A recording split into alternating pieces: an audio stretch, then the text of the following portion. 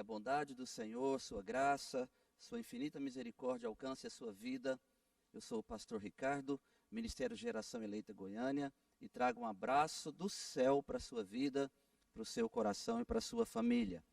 Queremos compartilhar uma porção da palavra do Senhor e trouxe como base nesse dia, meus queridos, uma experiência muito profunda, muito real do apóstolo Paulo.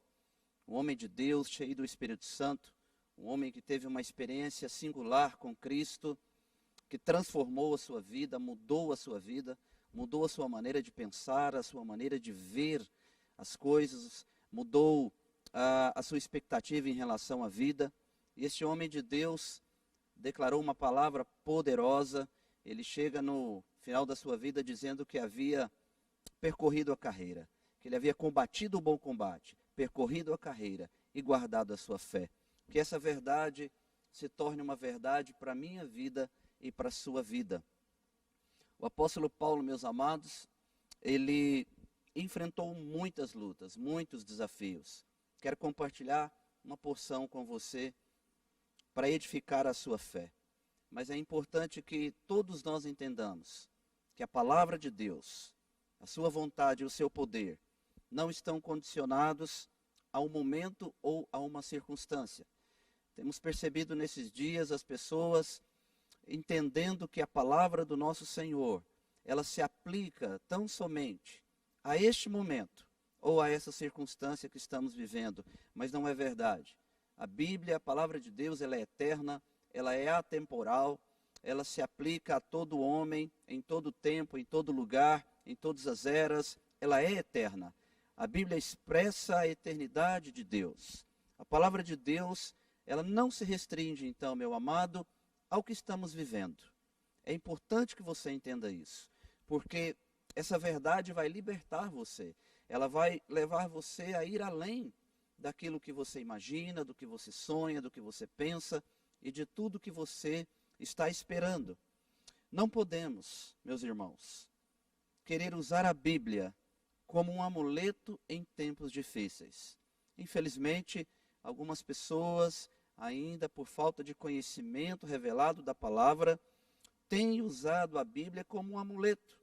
Então, naquilo que ela necessita, naquilo que é um desejo do seu coração, ela extrai ali uma porção da palavra e ela usa isso como um amuleto, como algo que possa trazer para ela sorte, um dia melhor.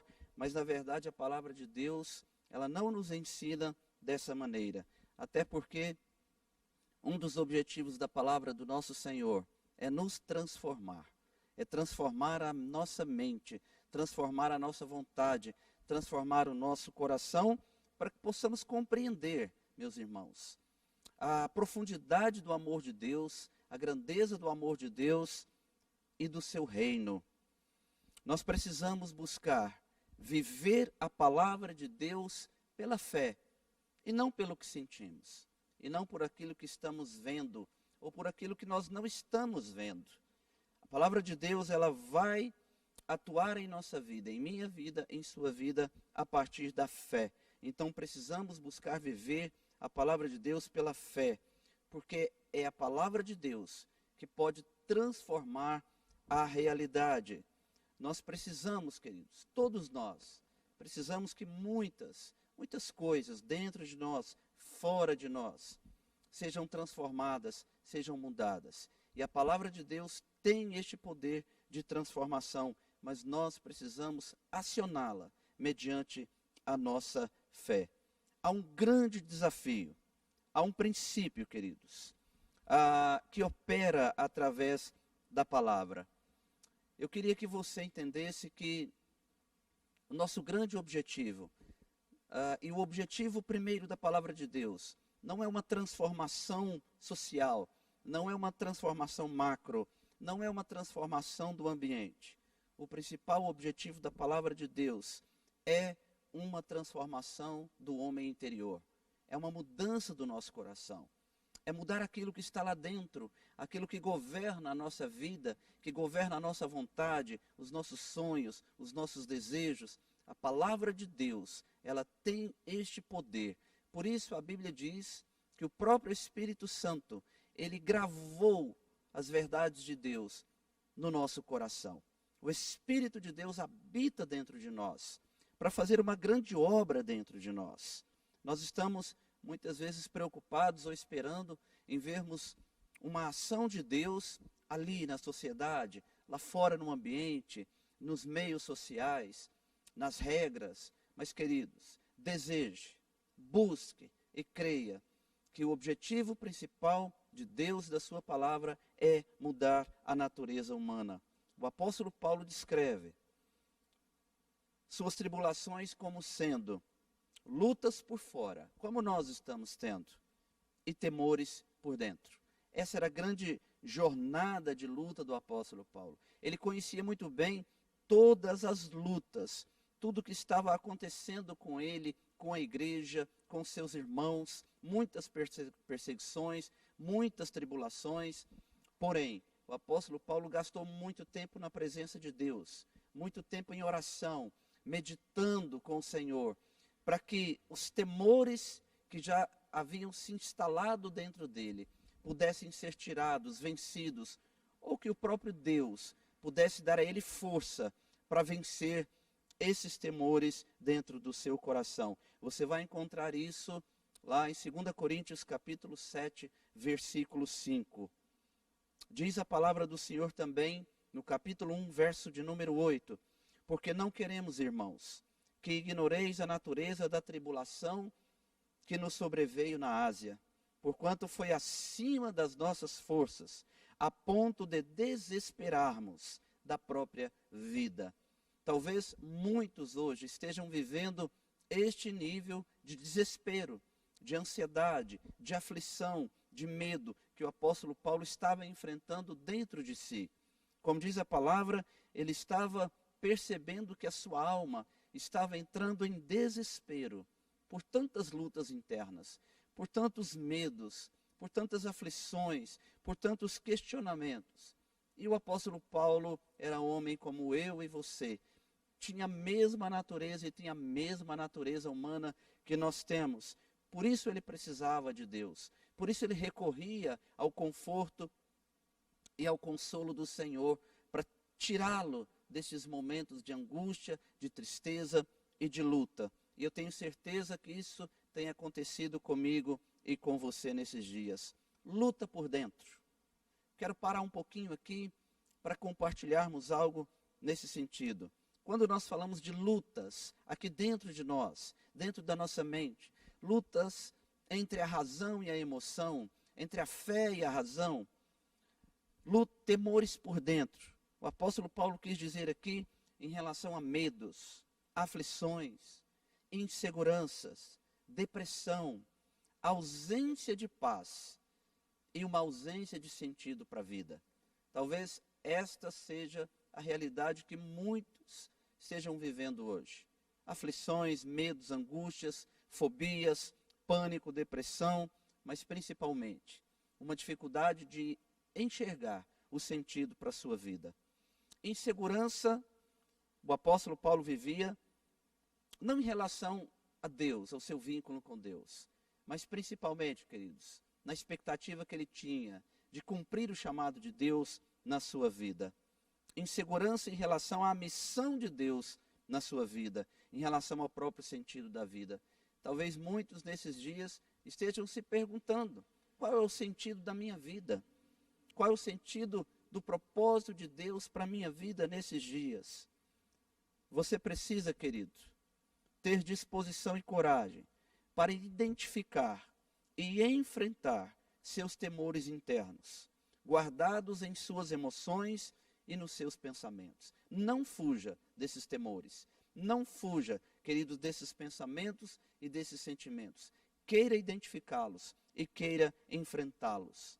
Lembre-se, meu amado, minha amada, não são as lutas externas, não é o fazer que nos cansa tanto, mas sim a repetição compulsiva de pensamentos e sentimentos negativos, derrotistas e fatalistas que estão em nosso interior.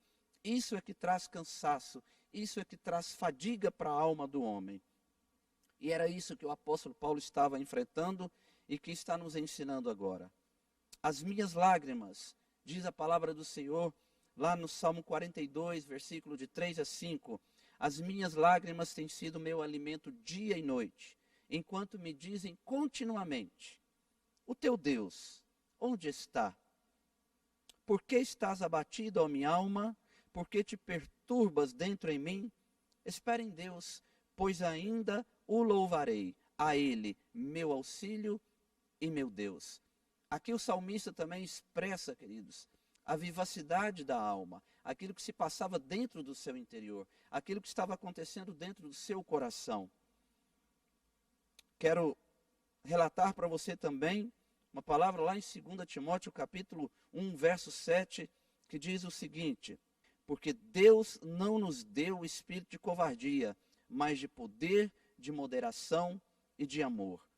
Meu amado, minha amada, as mudanças externas, elas vão acontecer, algumas mudanças vão acontecer na sociedade, nos valores, nos padrões, porém, essas mudanças não dependem só de você, elas não dependem apenas de mim.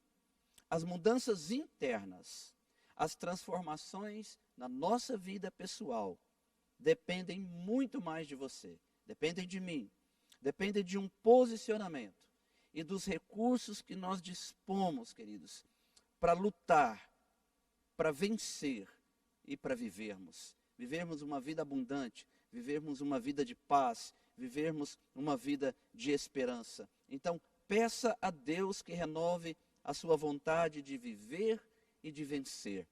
Faça essa oração esses dias. Deus, renove a minha vontade de viver e de vencer. Diz a palavra do Senhor, lá em Josué capítulo 1, verso de 5 a 9, e eu quero profetizar essa palavra sobre a sua vida, sobre a sua família. Diz assim: ninguém te poderá resistir todos os dias da tua vida. Como fui com Moisés, meu irmão, e Deus foi fiel a Moisés até o fim. Como fui com Moisés, assim serei contigo. Assim como Deus cuidou de Moisés, assim como Deus chamou Moisés, capacitou, separou aquele homem, abençoou aquele homem, derramou sobre ele a unção do céu, aquele homem ministrou sinais e maravilhas em nome do Senhor dos Exércitos, assim como Deus foi com Moisés. A Bíblia diz que Ele é contigo. Ele diz, não te deixarei, nem te desampararei. E Ele diz, Ele traz um chamamento para mim e para você. Ser forte e corajoso. Meu irmão, nesses dias, revista-se de força e de coragem. Não de covardia e de medo, mas de força e de coragem. Porque tu farás este povo herdar a terra que sob juramento prometi dar aos seus pais. Há um juramento de Deus, há promessas de Deus para a minha vida e para a sua vida. Mas nós precisamos levantar, nos revestirmos de força, de coragem, de ousadia, de fé, de dependência de Deus, em nome de Jesus. Diz a palavra, tão somente ser forte e muito corajoso, para teres cuidado de fazer segundo toda a lei que meu servo Moisés te ordenou. Dela, da palavra de Deus, meu irmão, não te desvie. Por isso que ela não é um amuleto. Não se desvie, nem para a direita e nem para a esquerda, para que sejas bem-sucedido por onde quer que andares. A palavra de Deus é a garantia da nossa vitória, da minha vitória e da sua vitória. Não cesses, meu irmão, de meditar na palavra do Senhor. Não cesse de ler a palavra do Senhor. Não cesse de amar a palavra do Senhor. A Bíblia diz que ela que vai trazer prosperidade para a sua vida. Ela é quem vai te fazer uma pessoa vitoriosa. E eu quero encerrar a minha palavra dizendo para você que nós vamos vencer. Vamos vencer. Os temores que estão nos perturbando, nós iremos vencer pela palavra de Deus. Aliás, nós já temos essa vitória e essa vitória já foi plantada dentro de você pelo Espírito Santo. Ela, a palavra de Deus, ela é vida e ela traz vida. Ela é bálsamo. Ela é poderosa para fazer infinitamente mais do que aquilo que nós pedimos e pensamos. A palavra de Deus, ela ilumina a escuridão dos nossos medos. Ela renova a nossa esperança. Ela nos faz ver e acreditar. Ela nos guarda no amanhã. A palavra de Deus, ela nos faz mais do que vencedores. Amém? Guarde essa palavra no seu coração. Eu quero abençoar a sua vida, a sua casa, a sua família com uma oração. Meu Deus e Pai, em nome do Senhor Jesus Cristo, que a palavra viva do Senhor, que é uma palavra que nos renova, que nos restaura, que traz para o nosso interior a esperança, essa palavra que nos faz fortes para vencermos os temores por dentro e as lutas por fora. Que esta palavra possa começar neste dia, operar na minha vida e na vida do meu irmão, na sua casa e na minha casa. Cremos, ó Deus, que a tua palavra traz em si mesmo muita vida, muita luz. Ó Deus, ela traz poder, ela traz a vitória que nós esperamos para a nossa casa e para a nossa vida. Por isso, em nome de Jesus, eu abençoo a vida do meu irmão, eu abençoo a sua casa e a sua família. E eu despeço você, queridos, com a maravilhosa graça do nosso Deus, em nome de Jesus Cristo. Amém. Deus te abençoe.